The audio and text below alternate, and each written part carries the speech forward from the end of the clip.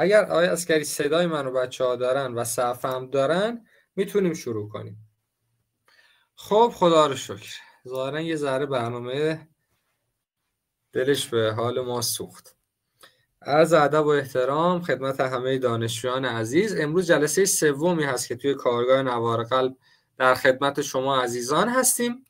منو که جلسات قبلی معرفی کردم میشناسید، اما خب شاید عزیزانی تازه به جمع ما اضافه شده باشن. من محمد حسین تکلیفم، کارشناسی ارشد پرستاری گرایش داخلی گرایی، پژوهشگر برتر کشوری، نویسنده 6 تا کتاب و کثیری مقالات و رزومه دیگه. و یکی از زمینه‌هایی که خیلی توش فعالیت کرده بودم زمینه احیای قلبی ریوی بود که جز اولین نفراتی بودیم که کتابش رو ترجمه کردیم، گایدلاین آها رو، و کتاب تفسیر نوار قلب رو هم به چاپ رسوندیم که اون کتاب رو میتونید از حالا کتاب‌های علوم پزشکی اون کتاب فروشی‌هایی که هستن تهیه کنید. ولی خب این دوره قرار شده دوره خیلی مفهومی باشه و از بیس اومدیم همه چیز رو کار کردیم که بچه‌ها بتونن همه چیز رو خیلی مفهومی و مفهوم محور و کلیدی یاد بگیرن و به اصطلاح در این زمینه مشکلی نداشته باشیم. خب داخل جلسه اول ما اومدیم اول راجع به آناتومی و فیزیولوژی قلب صحبت کردیم، محل قرارگیری قلب رو گفتیم، لایه‌هاش رو گفتیم که این بالای قلب جایی که عروق ازش بهش وارد یا خارج میشن میگن بیس قلب، این نوک قلب میشه اپکس قلب. گفتیم بطنا نسبت به دهلیزها هایپرتروفی ترن، سمت چپ باز نسبت به سمت راست هایپرتروفی تره. راجع به گردش خون صحبت کردیم.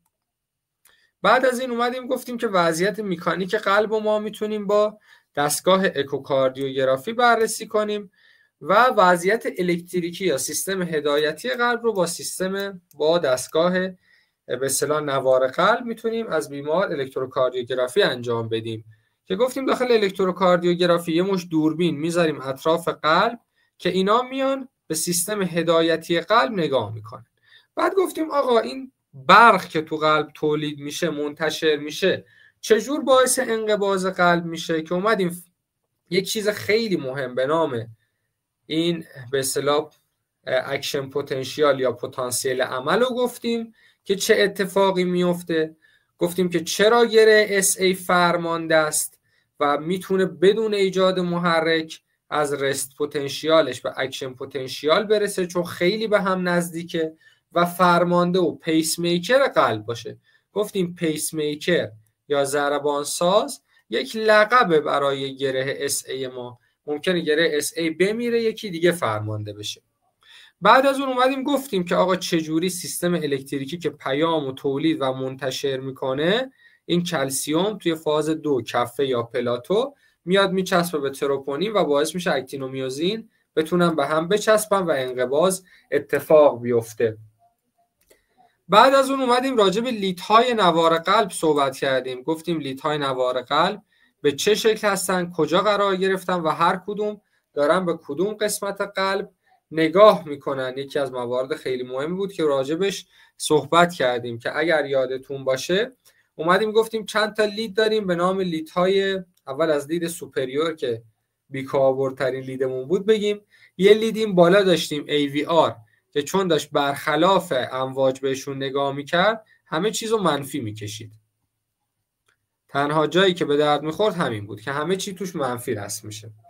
چند تا لید داشتیم که بهشون میگفتیم لیدهای لترال. لیدهای لترال از بغل به این قسمت لترال قلب نگاه میکنن و اگر اتفاقی برای این قسمت قلب بیفته اینا متوجه میشن.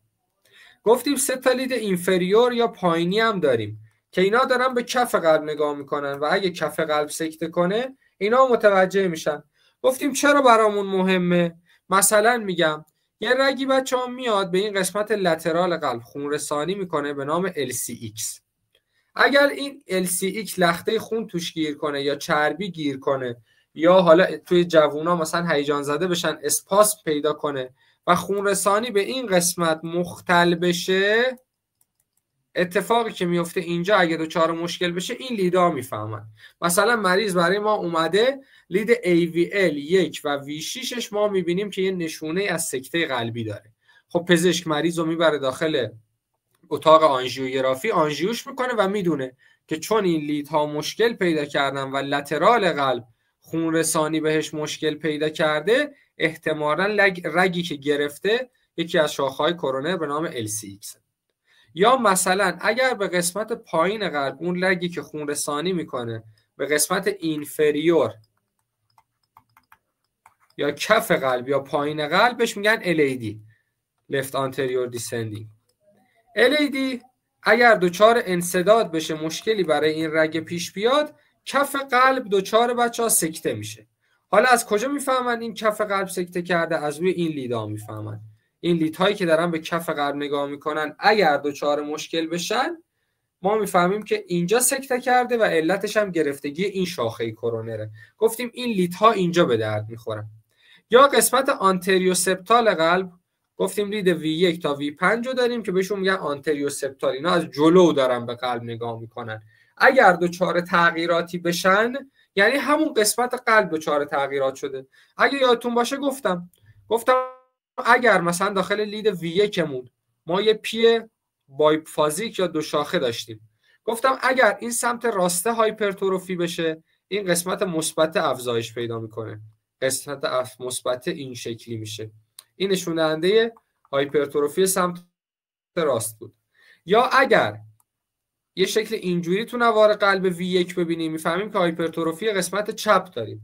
گفتیم نوار قلب اینجا کاربرد داره که خیلی از تغییرات میکانیکی رو ما میتونیم از روی نوار قلب مریضا هم متوجه بشیم. مثلا بزرگ شدن دهلیز سمت راست و چپ و ما با اکوکاردیوگرافی هم میتونیم بفهمیم. ولی خب از روی نوار قلبم یک سری نشانه ها برای ما به جا میذاره. و لیدها رو اینجوری یاد گرفتیم. چی شد؟ لیدهای آنتریو سپتال، لیدهای لترال، لیدهای اینفریور و لید سوپریوری داریم که از بالا داره به قلب نگاه میکنه. بعد اومدیم گفتیم که چرا هر چقدر از لید V1 گفتیم هر چقدر از لید V1 میریم به سمت لید V6، اتفاقی که میفته از عمق S به ترتیب اینجوری داره کم میشه. دقیقا اینجا هی در عمق S کمتر میشه و به ترتیب هرچی میریم جلوتر ارتفاع آرمون داره بیشتر میشه که علتش رو الان شما میدونید. چرا اینجوریه؟ چون لیدها دارن میان به سمت پایین، پیام بهشون بیشتر نزدیک میشه، قسمت مثبت بیشتر میشه.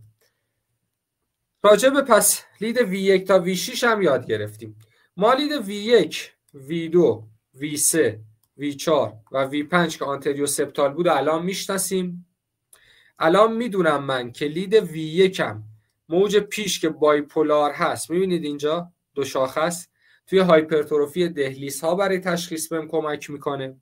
لید V1 و V2 به علاوه V5 و V6، این 4 تا لیدهایی هستن که داخل هایپرتروفی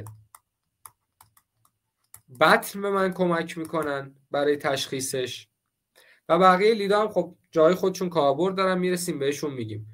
الان من میدونم لید 1، 2 و AVF، ببخشید لید 2 و 3 و AVF یعنی این 3 تا، این قسمت اینا از کف قلب دارن نگاه میکنن. لید AVL 6 V6 و 1 لترال قلب دارن نگاه میکنن و AVR هم که از بالا داره نگاه میکنه، کاری باهاش نداریم. AVR انوار رو منفی میکشه، علتش رو گفتیم. V1 تا V6 که حرکت میکنیم عمق S کم میشه، ارتفاع R زیاد میشه، علتش رو گفتیم. لیدهای لترال و لیدهای اینفریور هم الان ما میدونیم که چه شکلی دارن، یه پی مثبت QRS و T. الان ما میدونیم که کمپلکس QRS چرا 2 تا قسمت منفی اول و آخرش داره؟ این Q سپتاله، این R برایند کلی بطنه، این S RV اوته که علتش رو میدونیم چرا موج T مثبته. چرا مثبته؟ یه جمله معروف بود که میگفت آخرین سلولایی که دپولار شدن ریپولار میشن. تو این ریپولار شدن پتاسیمشون رو ریختن بیرون و به این شکل اومدن. و راجع به لیدها کامل صحبت کردیم. بعد از راجب لیدها اومدیم راجب سیستم الکتریکی صحبت کردیم که دیگه شما اینا رو میدونید. پیام توی دیلیزا منتشر میشه، برایندش به این سمته، تو گره AVM مکس میکنه، بعد برایندش رو به این سمته. چون سمت چپ سریعتر از سمت راست منتشر میشه، ما یه کیو سپتال داریم، بعد برایند کلی رو داریم، بعد هم که پیام میره به سمت RV out یه اس منفی کوچیک داریم، بعدش هم از قسمت پایین رو به بالا شروع میکنه به ریپولار شدن و موج تی مثبت داریم که اینا رو توی جلسات قبلی کامل توضیح دادیم. بچه‌هایی که نبودن اگه نگاه کنن کامل متوجه میشن. بعد از این اومدیم راجع به محاسبه هارت بیت از روی نوار قلب توضیح دادیم. گفتیم اگر فاصله آر تا آر هامون توی همه بیت ها یکی بود، میتونیم عدد 300 رو تقسیم بر تعداد خانه بزرگ بین آر تا آر کنیم، یا 1500 رو تقسیم بر تعداد خانه کوچیک بین آر تا آر کنیم. اما اگر ریتم بیمار نامنظم باشه، باید بیایم توی 30 تا خونه بزرگ یعنی 6 ثانیه ما تعداد آر رو بشماریم که اینجا بود. دقیقاً گفتیم تو 30 تا خونه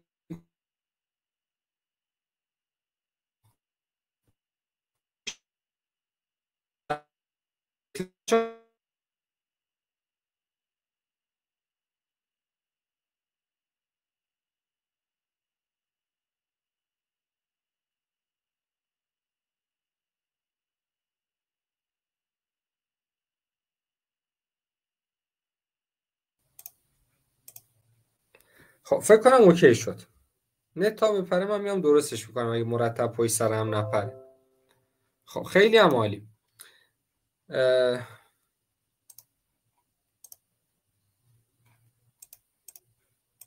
خب شیرش کنیم تمام صفحه بشه. خیلی هم عالی. الان اوکیه. که بعد از اون بچه اومدیم راجع به محور قلب صحبت کردیم. گفتیم محور قلب نرمالش کجاست؟ توی این ناحیه است، از -30 تا مثبت 120. چجوری میتونیم بسنجیمش؟ گفتیم یه دوربین اینجا داریم داره نگاه میکنه، یه دوربین هم اینجا داریم داره نگاه میکنه. گفتیم این دوتا دوربین باید آر مثبت برای ما رسم کنن. اگر آر مثبت رسم کنن ما میفهمیم که محور قلب طبیعی و نرماله. اما اگر لید AVF آرش منفی بشه، میفهمیم محور قلب به سمت چپ انحراف داره. اگر لید 1 آرش منفی بشه، چون از اینجا داره نگاه میکنه، میفهمم که محور قلب به سمت راست انحراف داره. و اگر محور قلب خیلی به سمت راست منحرف بشه، داخل هر دوتا لید من میبینم که آرم منفی میشه. بچه ها نگاه کنید، این یک کمپلکس QRS نورمال داخل لید 1 و AVF، درسته؟ لید 1 و AVF که از پایین دارن نگاه میکنن، این دوتا این یه همچین شکلی میکشن. مثلا میگم عمق QRS، ما میگیم عمق Q یه خونه است، عمق S هم یه خونه است، ارتفاع R هم 10 تا خونه شده. حالا این 10 رو باید از این دوتا منفی ها که چون رفتن پایین تر کم کنیم، میشه 8 تا. یعنی این براینده اگر مثبت باشه آر مثبته. ولی ما اینجوری خیلی گفتیم نمیخواد، ما چشمی میتونیم محور قلب رو تشخیص بدیم. پس چشمی محور قلب رو چجوری تشخیص میدیم؟ با 2 تا لید عمود برهم به نام AVF و لید 1. ما با 2 تا لید عمود برهم 1 و AVF محور قلب رو تشخیص میدیم. کجا کاربرد داشت؟ گاهی محور قلب به سمت چپ منحرف میشد. کجاها محور قلب به سمت چپ منحرف میشد بچه‌ها یادتونه؟ یکی زمانی که سمت چپ قلب من هایپرتروفی و بزرگ بشه و پیامو بکشه به سمت خودش، یکی زمانی که کف قلب سکته کنه و کف قلب که سکته کنه باز پیام آینه میشه رو به این ور و این نشون دهندشه. بچه‌ها یه چیز کلی بهتون بگم، هر چقدر دیواره یه قسمت قطورتر و کلفتر بشه پیام الکتریکی رو میکشه به سمت خودش. زمانی که اینجا سکته میکنه این کف قلب رو به این ور، با سمت چپ زورش بیشتر میشه برای کشیدن پیام به سمت خودش، چون این ور دیگه پس سکته کرده، پیامای الکتریکی رو نمیگیره و پیاما متمایل میشن به سمت چپ.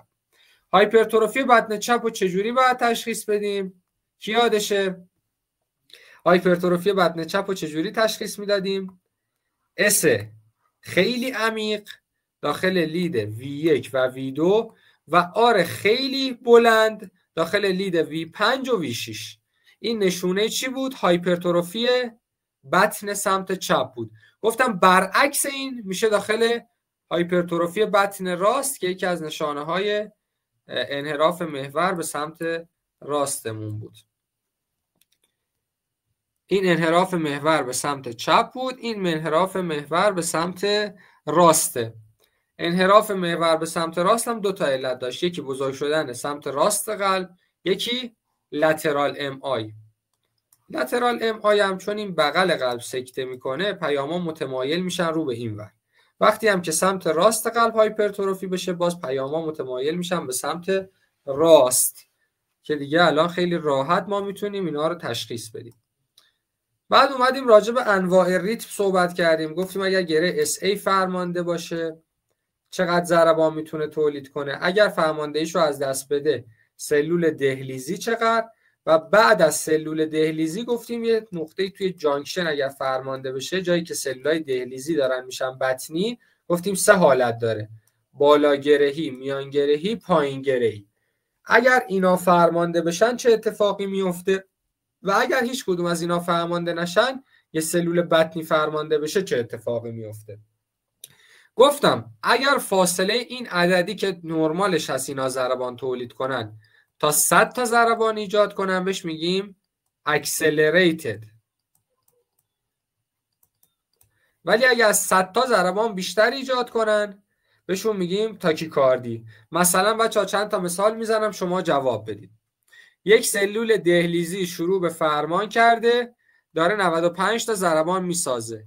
ما میگیم ریتم بیمار چجوریه؟ الان یه سلول دهلیزی داره 95 تا پیام میسازه، میگیم چجوریه؟ اسمش چی میشه؟ اسمش اگه کسی میدونه بگه.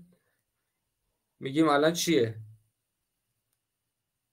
بهش میگیم آتریال ریتم یا اکسلریتد آتریال ریتم یا آتریال تاکیکاردیه. چی میگیم بهش؟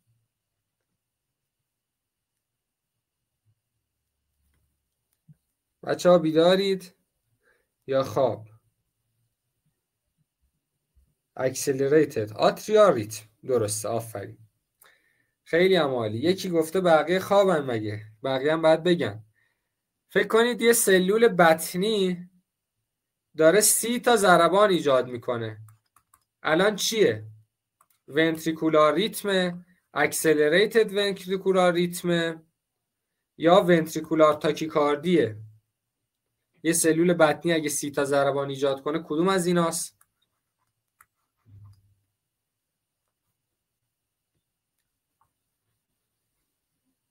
زود باشید، خیلی راحته، اینو باید تو هوا جواب بدید. اینا رو الان رو صفحه جوابم عملاً.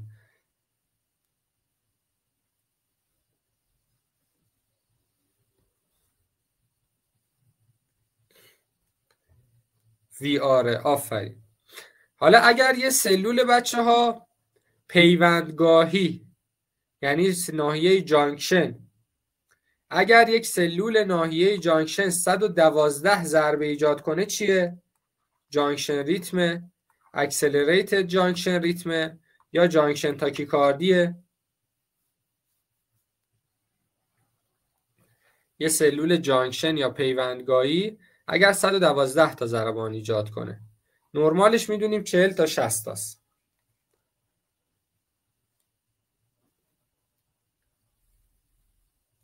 کسی میدونه؟ خب خیلی هم عالی، آفرین بچه، خیلی هم عالی، خیلی هم عالی، آفرین. خب ما راجع به بچه ریتم سینوسی، ریتم دهلیزی صحبت کردیم. اینو یادتون باشه این شکل بچه بیشتر بیاید یه کاری انجام بدید، فاصله آر تا آرهای این شکل با هم برابره. میخوام ضربان قلب اینو حساب کنم. شما اول بیایید هارت بیت اینو حساب کنید برای من. بذارید تا اینجا اومدیم هارت بیت اینو حساب کنید. بین آر تا آر چند تا خونه بزرگه؟ سعی میکنیم یه آریو پیدا کنیم که حدودا روی خط باشه یا این تقریبا روی خطه. خب چقدر تقریبا یه خونه بزرگ؟ 2 تا خونه بزرگ، 3 تا خونه بزرگ، 4 تا خونه بزرگ، 5 تا خونه بزرگ بین این تا آر تا آره هست. ضربان اینو لطفاً حساب کنید. بهم بگید هارت بیت این چقدره. چجوری باید حساب کنم الان اینو؟ چه عددی رو باید تقسیم بر تعداد خونه بزرگ بین آر تا آر کنم؟ 1 2 3 4 5. آفرین، خیلی عالی. آفرین بچه‌ها. باید عدد 300 رو تقسیم بر 5 کنیم. خب 60 تا. حالا به نظر شما این 60 تا میتونه پیوندگاهی باشه یا دهلیزی؟ بچه‌ها دوتاش میتونه باشه. یه ضربان قلب تقریبا 50 تا، یه ضربان قلب 60 تایی داره. درسته؟ یه پی منفی داره که خیلی چسبیده به موج آر هست و این ما رو بیشتر میبره به سمت جانکشن. این قسمتی که توی دهلیزی آوردیمش، اکثر کتاب‌ها این شکل رو برای قسمت دهلیزی کشیدن، اما این بیشتر به جانکشن میخوره، چون ضربان قلبش به جانکشن میخوره، پی منفیش به جانکشن بالاگرهی میخوره و پی چسبیده به آرش هم دقیقاً به جانکشن میخوره.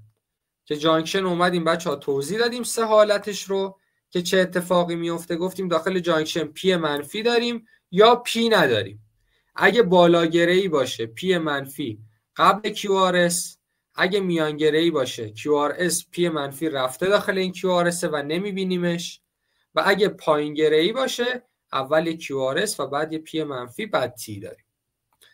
ضربان راجع به اون ریتم بطنی هم صحبت کردیم. گفتیم چرا اینقدر پهن شده، چون سلول به سلول داره پیام منتقل میشه. و راجع به هایپرتروفی دهلیز راست و دهلیز چپ صحبت کردیم. گفتیم به 2 تا لید 2 و V1 احتیاج داریم. هایپرتروفی دهلیز راست، لید V1 هم قسمت مثبتش میره بالا.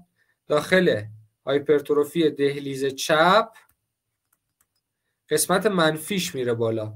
داخل لید دومون اگه یادتون باشه گفتیم افزایش ارتفاع میده موج پی، و داخل هایپرتروفی دهلیز چپمون داخل لید 2 افزایش عرض میده. این عرضش هست که زیاد میشه. گفتیم برای تشخیص هایپرتروفی دهلیز ما به لید V1 و 2 احتیاج داریم.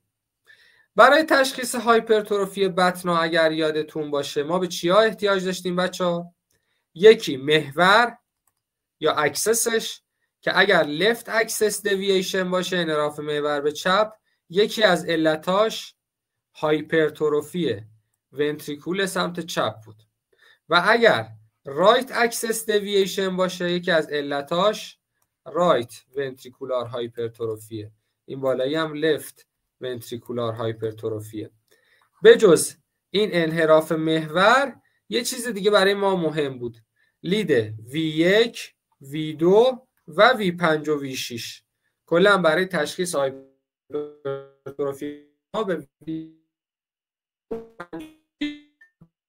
محور قلب داشتیم. صحبت کردیم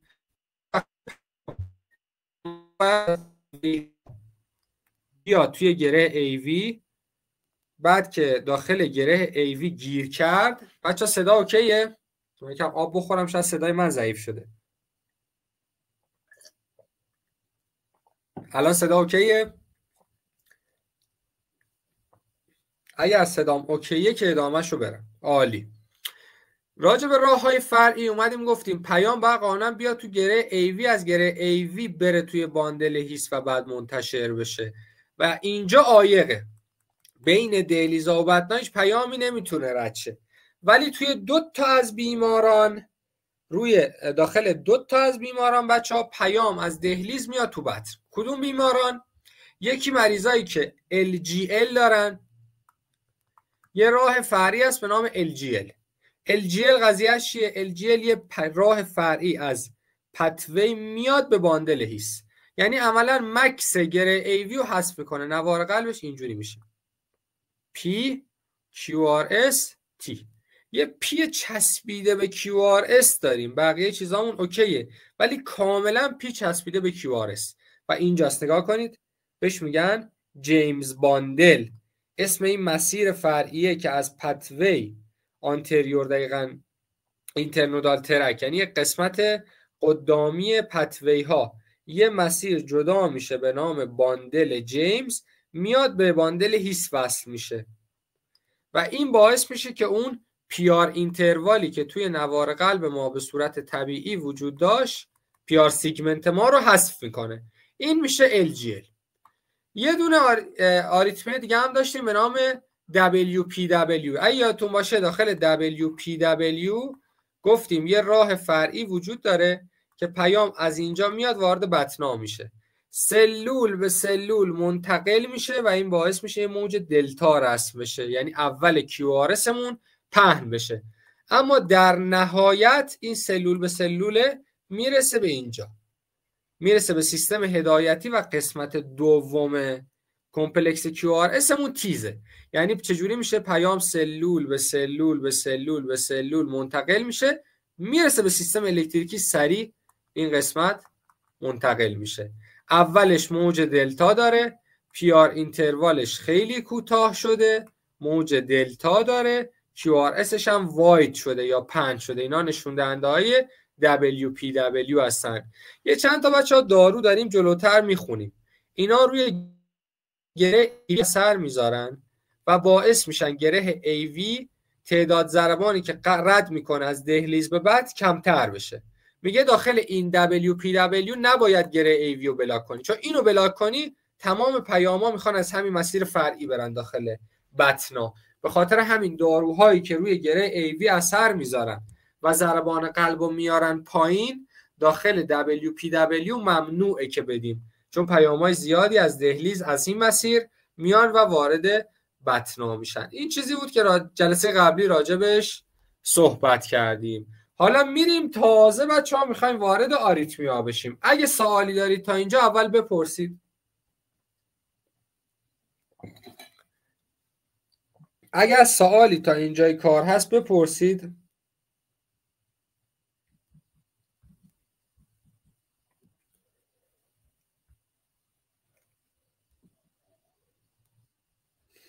هر سوالی هست عزیزان بپرسید که دیگه وارد مبحث تازه آریتمیا میخوایم بشیم.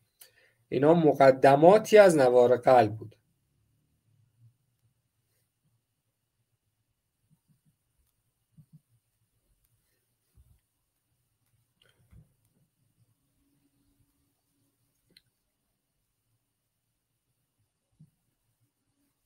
خب سوالی ندارید؟ خیلی هم عالی. دیگه مدرس که خوب باشه همینجوریه، دانشجو متوجه میشه. خدا نکنه سوال بپرسن. یه همه کلاس گذاشتم. خب بریم بچه ها سراغ تازه میخوایم وارد آریتمیا بشیم. این تا اینجا چیزایی که یاد گرفتیم یا مقدمات بودن یا چیزایی بود که لازم بود یاد بگیرید. ولی خب شما الان خیلی چیزا رو بلدید.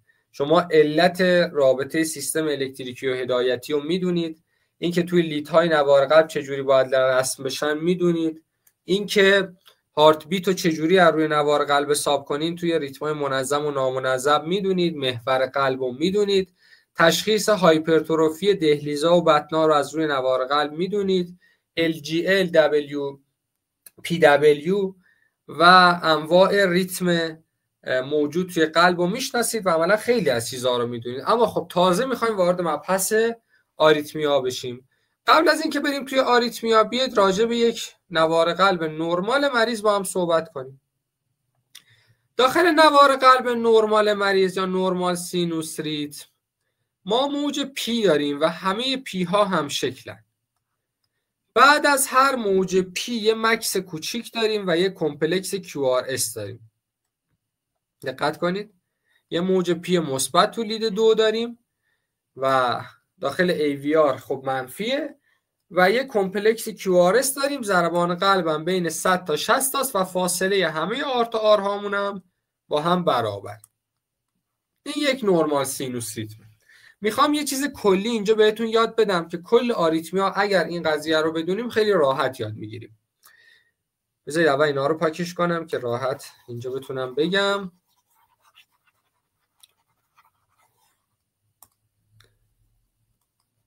این دهلیز منه. اینم بطن منه، اینم به این شکل. خب اینجا گره SA من باشه، اینجا گره AV من باشه، یه سری پتوی ها رو بکشم، چقدرم خوب کشیدی، و باندل هیس و باندل برنچ ها. خب گفتیم بچه ها چه اتفاقی میفته پیام که میخواد منتشر بشه؟ پیام توی دهلیز منتشر میشه به این شکل که موج پی رسم میشه، درسته؟ بعد از اون پیام توی گره AV مکس میکنه، بعد داخل بطنام منتشر میشه، بعد یه استراحت میکنه و موج تیو داریم، درسته؟ خب چند تا نکته اینجا بچه ها دقت کنید. یه استاد داشتیم میگفت کلاسای من لمکده است، یعنی باید لم بدی، فقط دقت کنید. دقت کردن تو اینجا خیلی مهمه. اگر هر اتفاقی برای دهلیز من بیفته و هر آریتمی که توی دهلیز اتفاق بیفته، موج پی من تغییر میکنه، چون در نهایت پیام میاد توی گره AV و اون به اصطلاح کمپلکس QRS و تیم نرمال حرکت میکنه. هر اتفاقی برای دهلیز ها بیفتد، هر آریتمی که در ناحیه دهلیز داشته باشیم، موج پی ما قراره تغییر کنه. این خیلی مهمه. در تمام آریتمی های دهلیزی موجی که تغییر میکند موج پی هست. این نکته اول. پس در تمام آریتمی های دهلیزی موجی که تغییر میکنه موج پی هست. این نکته اول. تمام آریتمی های دهلیزی که ما میخونیم موج پی تغییر میکنه. در تمام آریتمی های مربوط به گره AV که خیلی هم نیستن. گره AV دو دسته آریتمی داره. یکی پیامایی که گره AV رو دور میزنن یا راههای فرعی که خوندیم و دیدیم که PR اینتروالمون کاهش پیدا کرد، کوچیک شد. یه چند تا آریتمی هم بعدا میخونیم به نام AV بلاک. گره AV مشکلی براش پیش میاد بچه‌ها که پیاما رو بیشتر نگه می‌داره، اسمشو گذاشتن AV بلاک. چند نمونه هم داره میخونیم. داخل AV بلاک PR اینتروال زیاد میشه. به خاطر همین تمام آریتمی‌های مربوط به گره AV مربوط توی نوار قلب میتونیم از این قسمت PR تشخیصش بدیم. و تمام آریتمی های بطنی رو میتونیم تغییرش رو روی کمپلکس QRS ببینیم. اینو اگر یاد گرفتید و درک کردید، الان خیلی راحت میریم سراغ آریتمی ها و خیلی راحت بچه ها میتونیم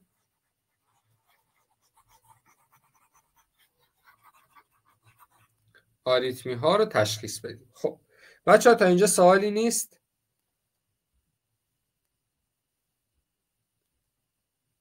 اگه سوالی هست بپرسید، اگر نه که تازه وارد آریتمی ها بشیم.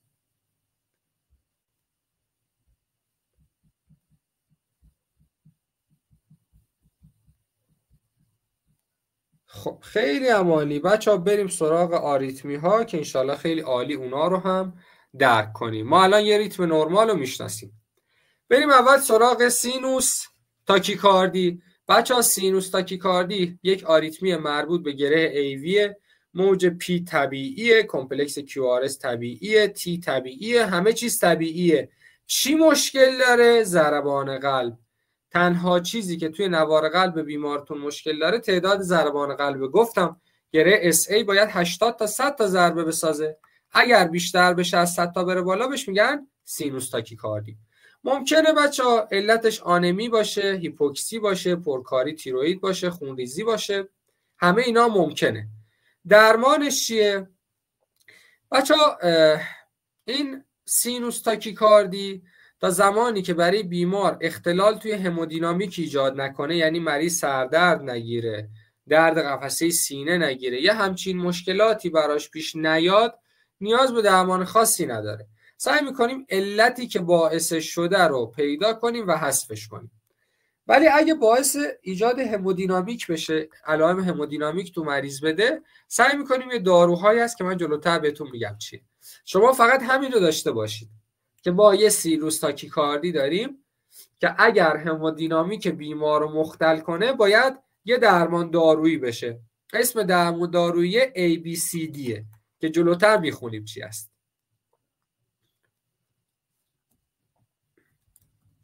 خب اختلال بعدی سینوس برادیکاردیه، دقیقا برعکس سینوس تاکیکاردیه. داخل سینوس تاکیکاردی ما ببخشید من صدام گرفت. داخل سینوس تاکیکاردی ضربان قلب میرفت بالا، داخل سینوس برادیکاردی ضربان قلب میاد پایین. حالا دو تا چی بچه‌ها میخوام بهتون بگم. ما یه وقت هست میرم باشگاه و ورزش میکنم و این ورزش کردن من باعث میشه ضربان قلب بره بالا. اینجا تاکیکاردی داریم اما تاکیکاردیمون فیزیولوژیکه، یعنی طبیعیه. حالا برادیکاردی هم همینه، ضربان قلب بیا زیر 60 تا ما میگیم برادیکاردی، ولی وقتی من خوابم قطعا ضربان قلبم میاد زیر 60 تا و اتفاقی که میفته به صورت فیزیولوژیک یا طبیعی برادیکارد میشم و این کاملا برای بدن طبیعیه و خیلی مشکلی نداره. اما ممکنه این وقتایی هم علتش پاتولوژیک یا بیماری گونه باشه، حالا سکته قلبی باشه یا مشکل دیگه باشه. درمانش چیه؟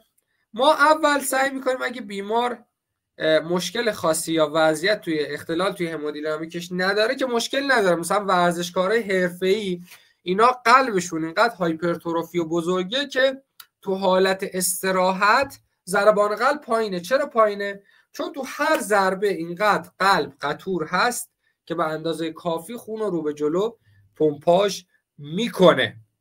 اما فردی که دچار اختلال توی همودینامیک بشه و برادیکاردی داشته باشه، میخوام روند درمان برادیکاردیشو بهتون بگم.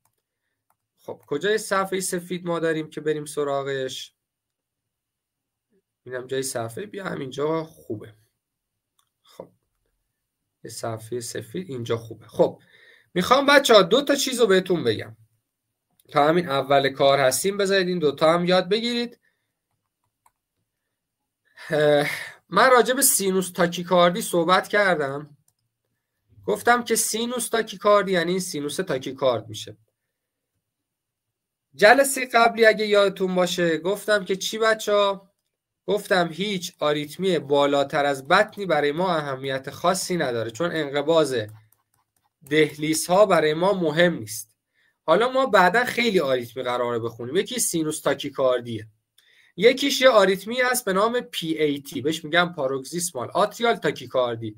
گره SA فکر کن میمیره یا اصلا زنده است، ولی یه نقطه‌ای توی دهلیز عصبانی میشه، با ریت بالا ضربان قلب ایجاد میکنه، بهش میگم PAT. یعنی همون سینوس تاکیکاردیه، فقط علتش یه سلول دهلیزیه. یا یه آریتمی دیگه میخونیم به نام آتریال فلاتر که داخل آتریال فلاتر یه حلقه ای از سلول ها شروع میکنن با هم تولید به ایمپالس میکنن. یعنی دقت کنید 300 تا سلول اینجوری قرار میگیرن کنار هم، این پیام میسازه میده به این میده، همینجوری میچرخه و هر دوری که این حلقه میچرخه یه پیام میفرسته به دهلیز ها، یه پیام میفرسته به سمت گره ایوی. این میشه آتریال فلاتر. یه حلقه بزرگ یا ماکرو ری انتری تشکیل میدن، ماکرو ری انتری میشه حلقه بزرگ، یه حلقه بزرگ 300 سلولی تشکیل میدن و این 300 تا با هم ایمپالس تولید میکنن، بهش میگن آتریال فلاتر. اینا رو جدا جدا میخونیم ها، فقط میخوام حالا کلی یادتون بدم. یه آریتمی مثلا دیگه داریم آتریال فیبریلیشن، یه تعدادی میکرو ری انتری داخل دهلیز شروع به تولید ایمپالس میکنه. آقا میکرو ری انتری چیه؟ میکرو ری انتری یعنی دیگه 300 تا سلول کنار هم نیستن، سلولا 10 تا 10 تا 15 تا 15 تا اینجوری کنار هم قرار میگیرن، یه حلقه های کوچیکی تشکیل میدن و هر حلقه کوچیک خودش میاد تولید ایمپالس میکنه. این هم هست آتریال فیبریلیشن. و حالا یه تعداد فکر کن آریتمی دیگه. خب پس چی شد؟ یه سینوس تاکیکاردی داریم، یه PAT داریم، یه فلاتر داریم، یه فیبریلیشن. به همه اینا میگن چی؟ بهش میگن سوپرا ونتریکولار تاکیکاردی. یعنی تاکیکاردی هایی که منشأشون بالاتر از بطنه. من میام داخل یه شکل همشون رو براتون بکشم که هیچ وقت یادتون نره.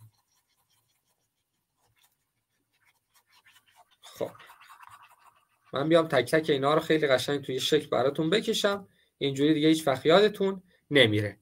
اول بیام اینور فیبریلیشن رو بکشم. تعداد زیادی بچه‌ها میکرو ری انتری داخل قلب تشکیل میشه که اینا هر کدوم جدا جدا تولید ایمپالس میکنه. یه آریتمی دیگه ای که اومدم راجبش براتون صحبت کردم فلاتر بود. یه دونه ماکرو ری انتری اینجا داشتیم که 300 سلولی بود که بهش میگفتیم آتریال فلاتر. خب این چی بود؟ آتریال فیبریلیشن. یه وقتای سینوس تاکیکاردی میشد که بهش میگفتیم چی؟ سینوس تاکیکاردی، که این با سرعت بالا ضربان ایجاد میکرد. و یه وقتایی هم دیگه چی داشتیم؟ یه آریتمی دیگه داشتیم به نام PAT. یه نقطه تو دهلیز می اومد فرمانده میشد، با ریت بالا ضربان میساخت، میشد پاروکسیسمال آتریال تاکیکاردی. بچه ها نگاه کنید، من که گفتم آقا هیچ کدوم از این آریتمی های دهلیزی مهم نیستن، پس چرا الان دارم میگم ممکنه اگر بیمار اختلالی تو همودینامیکش ایجاد بشه؟ مگر بذارید اینجوری براتون توضیح بدم. آقا مگه خون رسانی به ارگان ها توسط این بطن من قرار نیست تأمین بشه؟ مگه خون رسانی به ارگان های من دست این بطن من نیست؟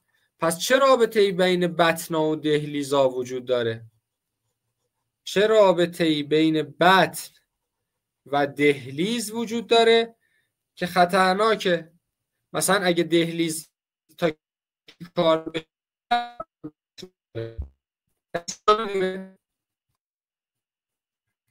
این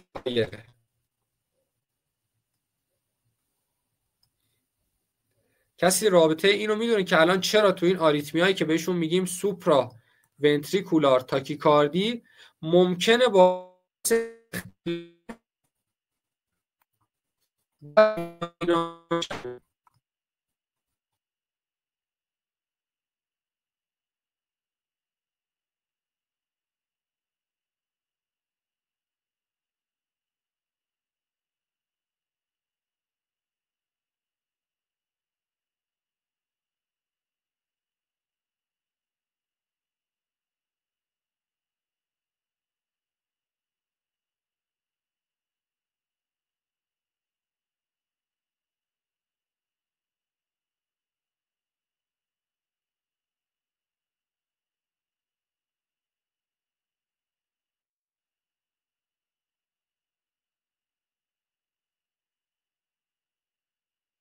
خب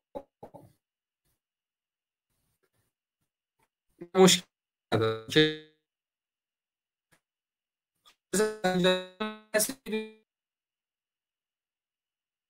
عدد قطع شد، الان وصل شد. بچه ها وجود داره تا که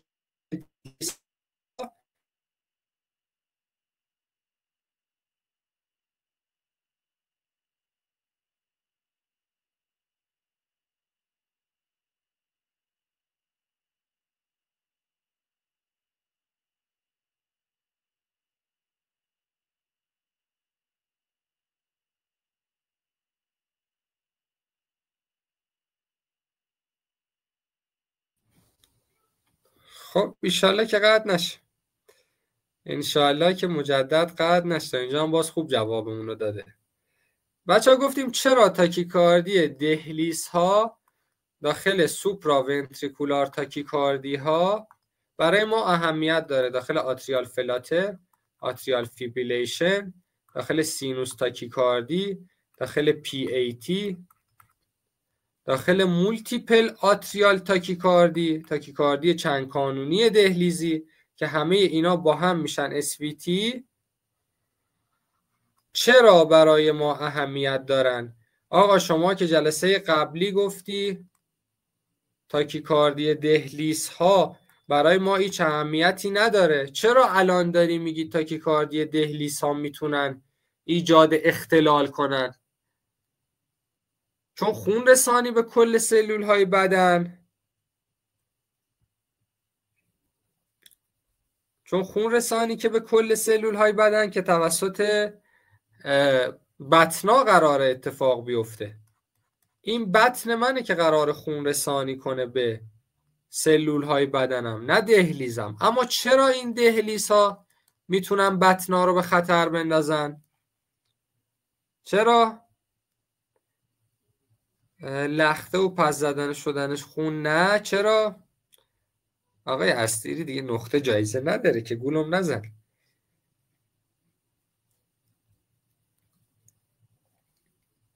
پرلود کم میشه. پریلود یعنی چجوری کم میشه؟ و عسکری خوشش اومده میگه باید جایزه بدی به بچه ها. باش، جایزه هم میدم. اگر یکی کامل بتونه جواب بده جایزه هم میگیره، چون نمیذاره بطنا انقباض موثر. چجوری نمیذاره؟ دهلیز چه کار بطن داره؟ اصلا بطن من دهلیز من بترکه. چرا ممکنه بطنای من به خطر بیفته؟ خیلی جوابش ساده است. یعنی درمانش و جوابش فقط یک کلمه است. من میخوام بدونم که بین دهلیزا و بطنا اینجا چه رابطه‌ای وجود داره. چرا اگه دهلیزم تاکیکارد بشه، بطنم خون رسانی به سلول هاش دچار مشکل میشه، حجم خون خوبی وارد بدن نمیشه؟ نه بچه ها، ممکنه تمام پیام ها منتقل بشه. تمام پیام ها چجوری منتقل بشه خانم عباسنیا؟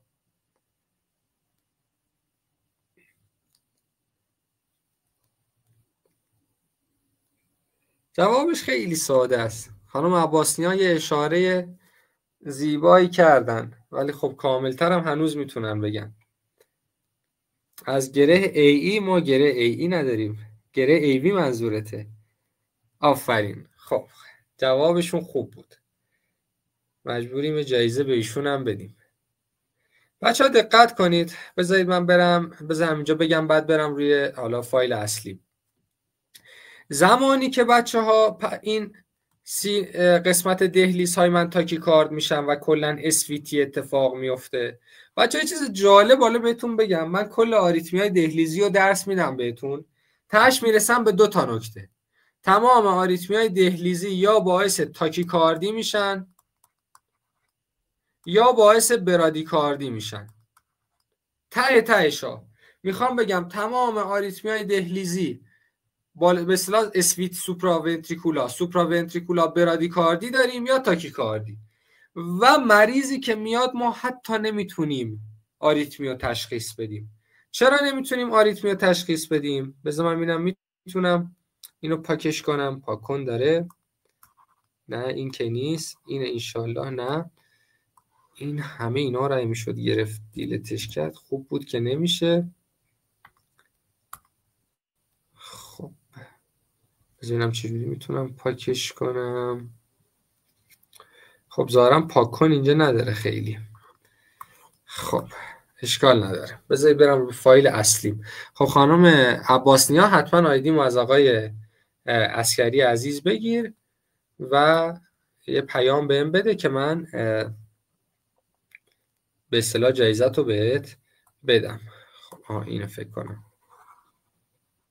آره اوکی شد. خب بچه ها دقت کنید، یه بار دیگه من این تیکه رو بگم چون این تیکه خیلی اهمیت داره برای ما. ما یه چیزی داشتیم به نام SVT. گفتیم SVT به یه مجموعی از آریتمیا گفته میشه، مثل سینوس تاکیکاردی، آتریال فیبریلیشن، آتریال فلاتر، PAT و مولتیپل آتریال تاکیکاردی و حتی جانکشن تاکیکاردی. اینا گفتیم انقباض دهلیزها برای ما هیچ اهمیتی نداره. خب چرا آریتمیای دهلیزی خطرناکه؟ چون ممکنه که این تاکیکارد شدن دهلیزها گره ایوی تعداد زیادی پیام رد کنه به سمت بطنا و بطن منم تاکیکارد بشه. یعنی خطرناک بودن تاکیکاردی های دهلیزی و بهتره بگیم سوپراونتریکولار تاکیکاردیا، چون همشون هم دهلیزی نیستن. ما میبینیم گره SA توش هست، جانکشن داخلش هست، یه تعدادیشون هم دهلیزی هن. همه اینا به خاطر این خطرناکن که اگر تاکیکاردی دهلیز به بطنها منتقل شود و بطن من تاکیکارد بشه خطرناکه. چرا آقا بطن تاکیکارد بشه خطرناکه؟ مگه کاردیاک آوتپوت مساویه با استروک والیوم ضربه در هارت ریت نیست؟ پس اگه هارت ریت بره بالا که بعد کاردیاک آوتپوت هم بره بالا، یعنی برونده قلبی من میشه مقدار خونی که تو هر ضربه خارج میشه ضرب در ضربان قلبم توی 1 دقیقه. اگه بیام مقدار خونی که تو هر ضربه خارج میشه ضرب در تعداد ضربان قلب کنم، برونده قلبیم توی 1 دقیقه به دست میاد. ولی آقا چجوریه که تو میگی الان هارت ریت بره بالا خطرناکه و کاردیاک اوتپوت میاد پایین و برای سلول های بدن خطرناکه؟ فرد همودینامیکش به اختلال میفته، یعنی خون رسانی به سلولاش مختل میشه. علتش بچه ها اینه. نگاه کنید الان به صدای دست من گوش کنید. فکر کنید دست من با هر ضربهش الان جای بطن داره عمل میکنه. درسته که قلب زیاد داره میزنه اما فرصت نمیکنه خونگیری کنه. یعنی اگر ضربان بطن من بره بالا، بطن فرصت نمیکنه خون از دهلیز بیاد داخلش. درسته زیاد میزنه اما استروک والیوم میاد پایین. حجم ضربه ایم، حجم خونی که تو هر ضربه قلب میتونه خارج کنه خیلی کاهش پیدا میکنه. پس یه جنبندی انجام بدم. سوپرا ونتریکولار تاکیکاردی ها اگر از گره AV گذر کنن و ونتریکولار تاکیکاردی بتونن بدن، میتونن خطرناک بشن و منجر به اختلال در همودینامیک بشن و این برای ما مهمه. حالا این تیکر رو باز پاک کنم. این تیکر هم پاک کنیم، فقط اون بمونه. خب حالا من آقا یه مریضی دارم بچه، حالا این جالب است اینجا اینم بهتون بگم. یه همچی ضربان قلبی فکر کنید اومده.